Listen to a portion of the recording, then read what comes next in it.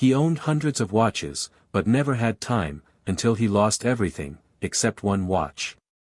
The one without hands. Ethan Moore built his life on measurement, not feelings, not memories, only structure. He believed that time was the most honest currency. It never lied, it only rewarded speed and punished hesitation. His days were divided into deals, calls, meetings, transfers. Every second had weight, every minute had value. Profit felt like proof that life was moving correctly. His office reflected this belief. Glass walls, metal surfaces, controlled light, silence broken only by voices discussing numbers. Behind him stood locked cases filled with rare watches, some ancient, some modern, all precise, all expensive. He did not collect them for beauty, he collected them for authority, for the feeling that time itself was standing still under his control. Yet among all those perfect machines there was one object that did not belong, an old watch without hands, without markings, without motion. His father gave it to him years ago, no explanation, just a calm look and a quiet smile. Ethan placed it in a drawer and forgot about it, because it could not measure anything, and anything that could not be measured had no value in his world. His life moved fast, investments multiplied, confidence grew, people trusted him because he never slowed down. He believed momentum was safety, growth was truth, risk was only a word for those who hesitated, time obeyed those who pushed it forward. And Ethan pushed harder than most. He trusted charts, forecasts, structures that promised stability through speed. His calendar was full months ahead, his phone never rested, sleep felt like an inconvenience, rest felt wasteful, the future looked clean and profitable, perfectly scheduled. He believed this rhythm would last, because numbers always had before, and he never considered that time might have another language, one he did not understand yet.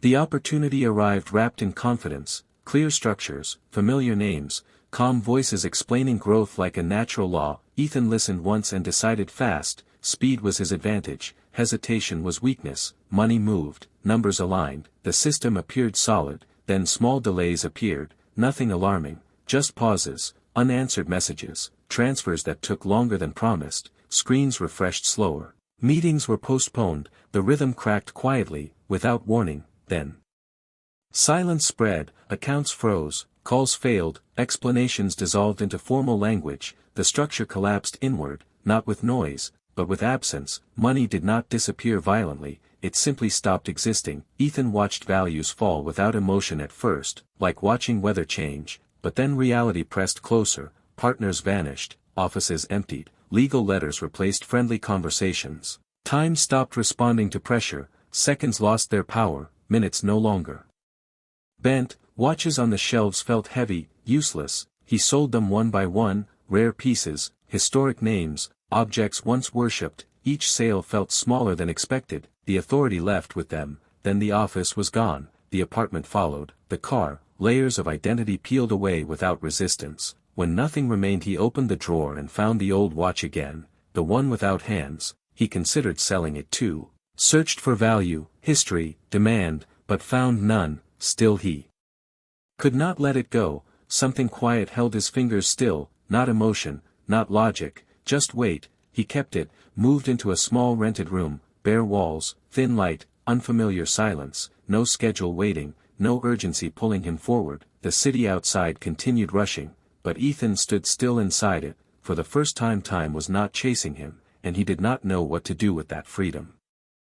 The first days without structure felt wrong, like a system error that refused to fix itself. Ethan woke without alarms, slept without planning, his body searched for deadlines that no longer existed, his mind replayed numbers out of habit, but they led nowhere. He reached for his phone often, expecting urgency, but found only empty screens. Silence stretched, not hostile, just unfamiliar. He walked the streets slowly, without destinations, noticed things he had filtered out before, footsteps, reflections in windows, conversations without purpose. The city felt larger when not reduced to routes and schedules. Time expanded instead of compressing. He held the old watch in his hand often, its surface smooth, dark, patient. It did not tick, did not move, did not demand attention. It simply existed. Memories of his father surfaced without warning. Slow mornings, long pauses between words, meals that ended naturally, not on schedule. His father never checked the time, never rushed moments.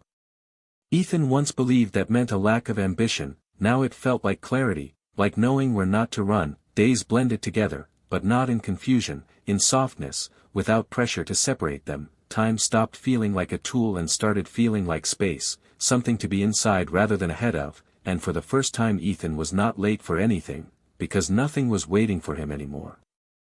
One afternoon rain pushed Ethan into a narrow side street, not planned, not chosen, just convenient. A small repair shop glowed weakly behind dusty glass. He entered to wait, nothing more. Inside the air smelled of leather and oil. The man behind the counter introduced himself as Samuel Carter. His movements were slow, deliberate, unmeasured. He worked on a chair leg as if time had agreed to pause for him. They spoke without purpose. About weather, about the street, about nothing important. Silence filled the gaps naturally, not awkward, not demanding. Samuel noticed the watch on Ethan's wrist, asked about it. Ethan handed it over, explained briefly. Samuel turned it in his hands, smiled softly, said it was complete, said some things are finished before they begin. Those words stayed in the room longer than expected. Ethan did not reply, did not argue, he only listened. When the rain stopped he left. But the sentence followed him, complete as it is, nothing missing, nothing broken. That night he stopped trying to remember what day it was, stopped replaying losses, stopped measuring recovery. The watch stayed on his wrist, silent, unchanged, and for the first time he did not feel the need to check anything, not time, not progress, not direction. He slept deeply, without planning tomorrow, and the absence of control felt calm, not dangerous. Like standing still after running for years and realizing the ground had always been there. Weeks passed without announcement, without markers, without clear edges. Ethan stopped counting them. Mornings arrived with light, not alarms. Nights came with tiredness, not exhaustion. He found simple work through quiet connections, helping move boxes, cleaning storage rooms, writing lists for small shops. Nothing impressive, nothing scalable, but enough. Money returned slowly, without pressure, without promises. His body adjusted first. Sleep deepened, breathing slowed, appetite returned. His mind followed later. Thoughts lost their sharp angles, regrets softened, the past stopped demanding explanation. He noticed how people spoke differently when he did not interrupt, did not hurry them forward. Conversations widened when time was not pulled tight. He listened fully, without calculating benefit, without planning responses. Trust appeared without negotiation, not because he was successful, but because he was present. The watch without hands rested on his wrist like an anchor. Unchanged, honest, it never reminded him of deadlines, never accused him of wasting anything. He began to understand that his old life was not fast, it was narrow, compressed into numbers and outcomes. This life felt slower but wider, like space opening instead of closing. He walked along the river often, watching water move without purpose, reflections shifting without pattern. One evening he realized he no longer knew the date. The thought did not scare him, it made him smile quietly. Time had stopped asking things from him, and he had stopped demanding returns from time. The trade felt fair, complete. He remembered his father again, not sharply, not painfully, but warmly, the way memory feels when it no longer needs to teach a lesson, just to exist. As seasons shifted without notice, Ethan felt the change not by dates but by air and light. Mornings cooled, shadows grew longer, leaves collected where they wanted. He noticed patterns that did not repeat on schedules, only on presence. People began to return to him, not investors, not partners, just humans.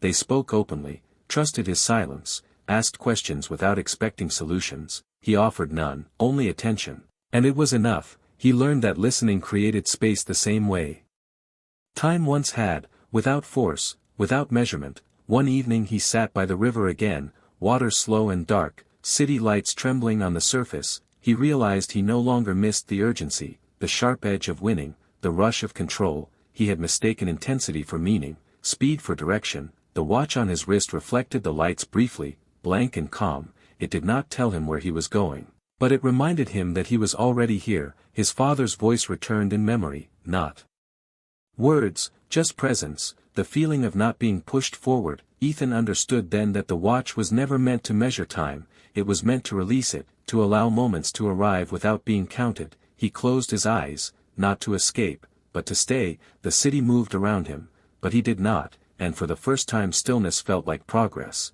not loss. like arriving rather than stopping. Life continued without milestones, without announcements. Ethan stopped thinking in terms of before and after. Days were no longer containers to be filled, they were places to move through slowly. He noticed how people rushed past him, eyes fixed on screens, wrists heavy with ticking reminders. He recognized his former self in their movements, the tension in their shoulders, the invisible race. But he felt no desire to return. Only distance, like watching a river from the shore after learning how strong the current really was. He spent afternoons helping Samuel Carter at the shop, sanding wood, organizing tools, simple actions with clear endings, no abstraction, no leverage, just hands and results. Time there felt circular, not linear. Work ended when it was done, not when a number said so. Conversations drifted, paused, resumed naturally. Silence was allowed to exist. Ethan learned that silence carried more truth than urgency ever had. The watch without hands remained unchanged. But it began to feel heavier in meaning, lighter in weight. It reminded him that moments did not need to justify themselves, they did not need outcome, only presence. He started writing again, not reports, not forecasts, just observations, sounds, thoughts that came and left. Some days he wrote nothing, and nothing was lost. One evening he looked at the watch and realized something simple and unsettling.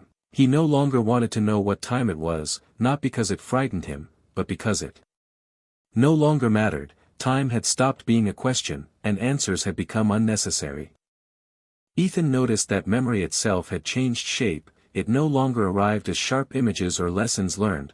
It came like weather, soft, surrounding, not asking to be analyzed. The collapse that once defined him now felt distant, not erased, but placed where it belonged, behind him without weight. He understood that losing everything had not emptied him, it had cleared space, a space where time could exist without pressure. He watched children play near the river one afternoon, their movements unmeasured, their laughter free from purpose, and he recognized something familiar, not youth, but alignment, being exactly where the moment required and nowhere else. The watch rested against his skin, warm now, shaped by wear. It no longer felt like an object from his father, it felt like a continuation, like something passed forward rather than back. People asked him sometimes what he did now, what his plans were, where he was heading. He answered honestly, slowly, said he was here, said he was learning how to stay. The answers confused some, relieved others, but he no longer adjusted them. Clarity did not need approval. Evenings came quietly,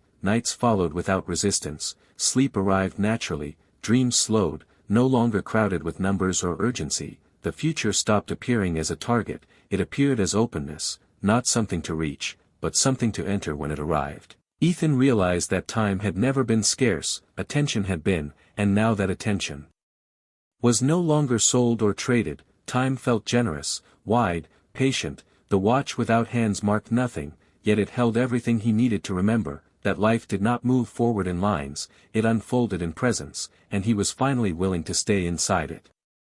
One morning Ethan woke before the city, light thin and uncertain, the room quiet in a way that felt intentional, not empty. He sat on the edge of the bed and noticed his breathing, slow, steady, unforced. Once he would have called this wasted time, now it felt like preparation without destination. He walked outside, streets nearly still, shops closed, signals blinking for no one. He realized that time moved differently when no one was demanding its attention. It stretched, curved, waited. He sat on a bench and watched the sky change color without checking how long it took. Minutes did not stack, they dissolved. The watch on his wrist caught the pale light, its face blank, reflecting nothing back, and yet it felt full, complete. He thought about the man he used to be, the precision, the hunger, the belief that control meant safety. He did not judge that version of himself, he understood it. That man had needed speed to survive what he did not want to feel. Now there was nothing to outrun, nothing chasing him forward. Later that day he helped Samuel close the shop. They worked in silence, not because there was nothing to say, but because nothing needed to be said. Ethan realized that trust had replaced certainty, presence had replaced prediction. He no longer needed proof that life was moving correctly, movement itself was enough. When he returned home that night he placed the watch on the table and looked at it for a long time, not searching for meaning, just acknowledging it. He finally understood why his father had given it to him without explanation, because explanations belong to urgency, and the watch belonged to patience. It did not measure hours, it guarded them, and Ethan felt ready for whatever came next, not because he could plan it, but because he could meet it without rushing.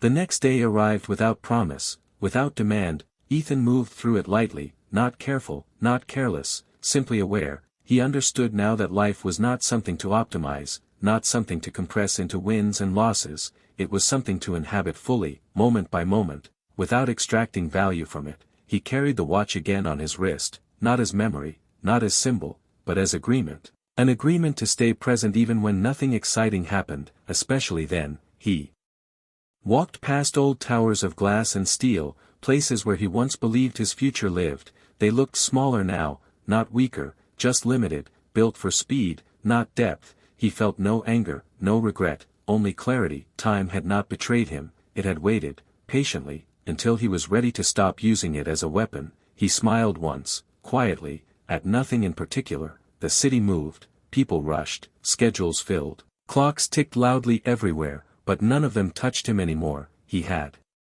stepped outside the economy of urgency, into something quieter and wider. The watch without hands remained silent, as it always had, and for the first time Ethan understood its true purpose. It was not there to show him where he was going, it was there to remind him that he had already arrived.